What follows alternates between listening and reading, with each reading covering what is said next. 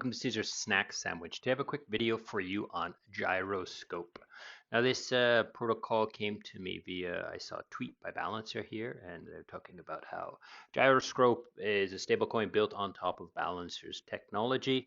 And I decided to look because usually when somebody builds on Balancer, it tends to be something that's quite different than normal. So I took a look, I read through the docs as usual, and as always, I would suggest you to come and read the docs yourself. Go to the Discord, ask some questions.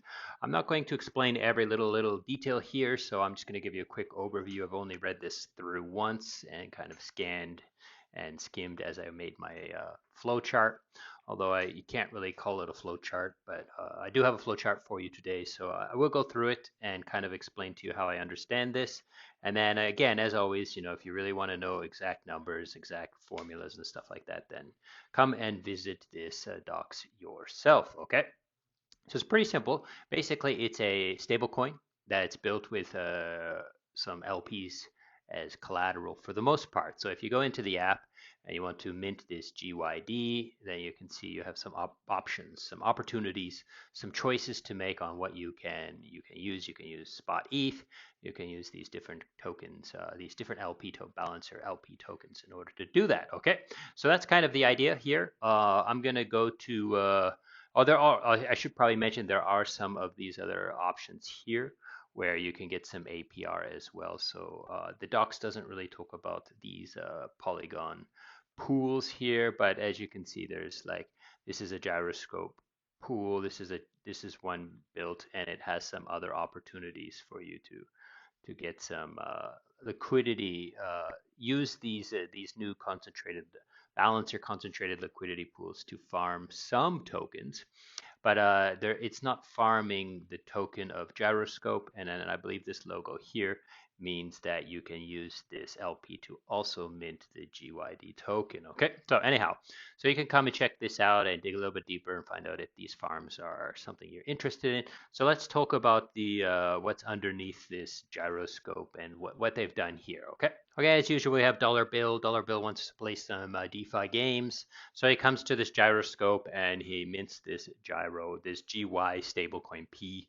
Again, the P stands for Polygon because you can only mint it on Polygon right now. So GYD, and he just supplies some balance of these assets. Okay, so they have these. You could supply spot ETH, or you could do this elliptical concentrated liquidity pool, or these 3 concentrated liquidity pool, or 2 concentrated liquidity pool. And I'll talk about these closer over here when we get to the end of the video. Okay. So first thing you can do is when you're minting, there are some considerations. Okay. So it doesn't talk about exactly where there's a mint or redeem fee, but I would assume that there might be some minting fee or redeeming fee, but I didn't see it in the docs. Okay, so dig a little bit deeper, find out if that's in existence or not. But there are some considerations here. Okay, so the protocol or the DAO will decide on some current weights, the ideal versus current weights of these backings. Okay, because they're not just going to freely allow any of these assets to come in at any time. They're going to say, oh, we want 10% of this, 20% of that, 30% of this, and 10% of that, or whatever those ratios happen to be. Okay, so that's the ideal setting, is what basically the DAO decides, and then the current weights. Okay, so if you're coming along and you want to mint some GYD, you need to kind of look at what does it want and what does it not want. Okay, so it has a buffer. They call it the epsilon of and they said maybe the epsilon set to 10% of that. So if this one was 20%, they wanted 20% of the backing to be ETH, then you would have a 2% epsilon, which is kind of like a range, a plus or minus range that you can send the backing into without getting penalized or benefited. Okay, so again, you would come here, you would check, oh, what are the ratios? And I kind of showed you that page already. So you would come here, check the ratios, and be like, oh, I should use this one. So I'll go make this one, and then I'll supply it, and I'll get a small bonus or something. Okay, moving on. Now, when you redeem, it also holds the same is true with these ideal and current weights and the epsilon as well. However, there's also this like bank run defense system. Okay, so as the price of the GYD starts getting strained, right? So people are the backing. So as the backing of this GYD is getting strained, so like perhaps I don't know. Let's just choose one. Say Die goes bankrupt, or something, they get hacked or something, and this pool becomes like just drained. It's all full of Die, and Die is no longer worth $1 anymore, and all hell is breaking loose, right? So if that's the case, then basically what they will do is they allow people to redeem, but slowly they start reducing the value. So it's not always, the protocol always considers GYD worth $1. It starts to consider it worth less than $1 once people start like heavily bank running it because of the backing is no longer supplied. And the idea here is that people who really want out can get out, right? But they'll take a haircut. And then the people who stay in because they know that these other backings will eventually recover, then they will just kind of wait it out, and they'll get their dollar back to the dollar. Okay, moving on. They have this thing called consolidated price feeds, because they do have oracles here. They have a lot of oracle need. So they like they have Chainlink, of course, but they're also using TWAPs. There's DEX is where they're just kind of asking the DEX what is the price, and then they also use like the system of Gyro, like the things that are happening inside Gyro to kind of to create this like consolidated price feed for like panic mode. So if some of these things get triggered, for example, say the chain link price feed changes very drastically quickly, the protocol might pause redeeming and minting, and then they will check versus these other things and so forth. Okay, so you can dig a little bit deeper about these consolidated price feeds if you don't understand what I'm kind of talking about there. Now, this one's what was interesting. I tried my best to understand it, but it was, it was some big math stuff, so I kind of just said forget it. But the concept makes a lot of sense. Like the logic of it is sound, okay? And that is, they don't consider these LPs. The value of this LP is not the value of the sum of the tokens. So if you looked inside this USDC USDT LP and say there was 100 USDC and 100 TUSD, then you would consider, oh, this is worth $200, right? But they're saying that's not the case. And I kind of agree with that, because there are some factors out there that come into play, like maybe UST doesn't have a substantial amount of liquidity outside. So if you do sell it, it's going to get some slippage and so forth. So I'm not exactly sure how they're coming up with these LP prices. You'd have to really, open up your brain and really get wet and mushy in there and start figuring out what that means. But anyhow, the point is that they're saying that these LPs are not just equal to the sum of the tokens inside, and that makes a lot of sense. Okay, moving on. Now, these are LP tokens, okay? And their actual balance are LP tokens, and they're actually gaining trading fees because people are swapping DAI for USDC through this pool, okay? And they're concentrated liquidity pools too, so they're actually gaining quite a substantial amount of trading fees.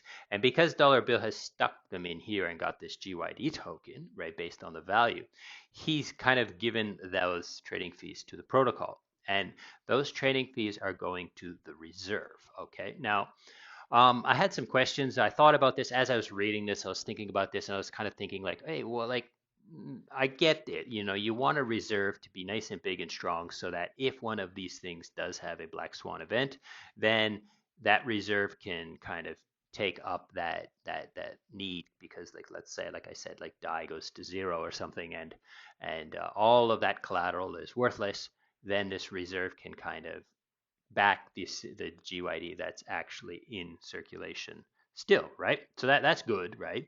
However, they do have some opportunity here if they do like a Frax style AMO where they use that reserve value to mint more GYD and put that into circulation, or put that into an LP with USDC or something, and then people like if you don't know how an AMO works, then I'm not going to explain it here, but that's kind of the idea. Is they could probably mint those, use that reserve to mint some more GYD and put it into the possibility of circulation. So make it available for people to back in other ways, right? And then they can get trading fees and maybe even farm some reward tokens or something like that via this AMO design. But they don't talk anything about an AMO inside the docs, so maybe they're still exploring this, or maybe it's unfamiliar to them right now. The other opportunity is like the DAO. Obviously, there is some talk about governance, and I think maybe the DAO might want a piece of this reserve, so they might be like, hey, mint some GYD and give it to the DAO people. Okay, so you can consider those as possibilities that might happen in the future, but maybe not. I don't know. Okay, moving on.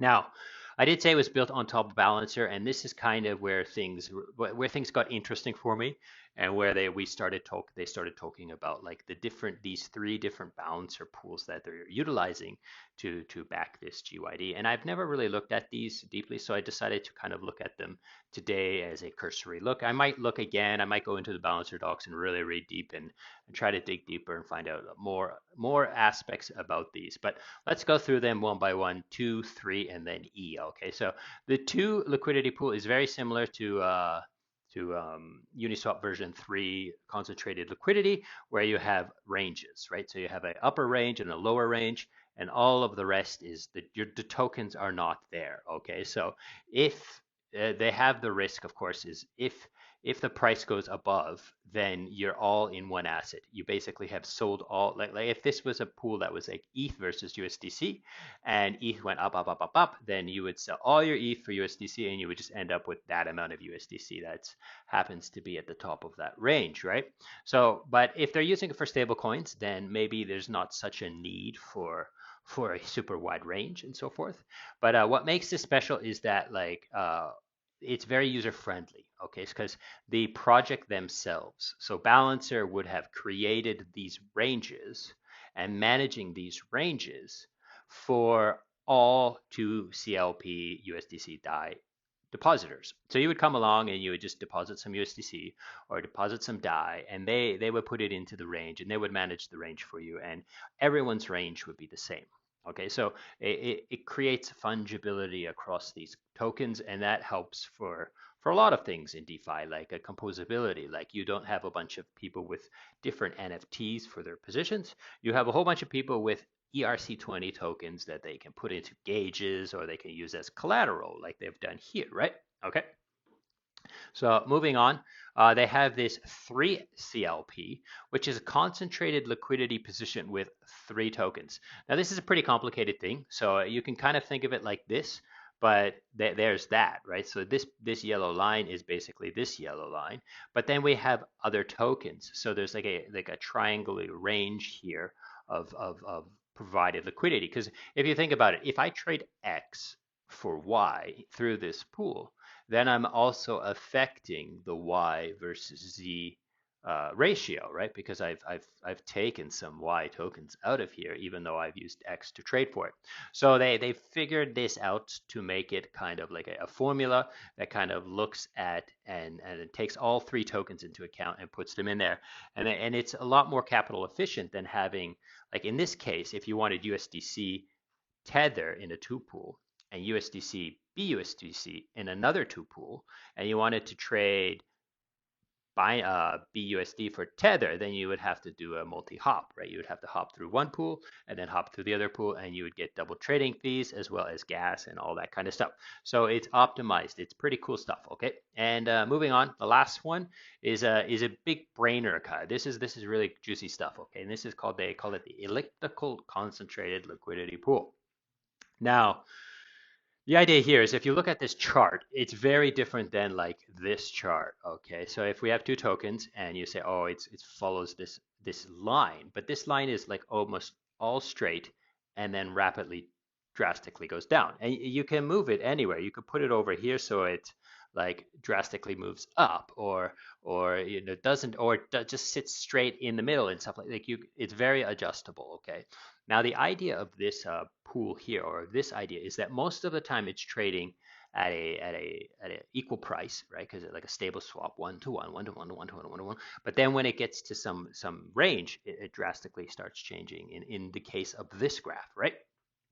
Now this graph is completely like modifiable. It can look more like this, or more like a stable swap pool, and or more like the curve where it does actually have both sides of this flip, right? But their idea here is that if you look at things like the mint and redeem price, so like if I can go to the market and I can buy this token for less than $1 and I can redeem it for more than $1 for $1's worth of assets, then I don't really need all of this extra coverage, right?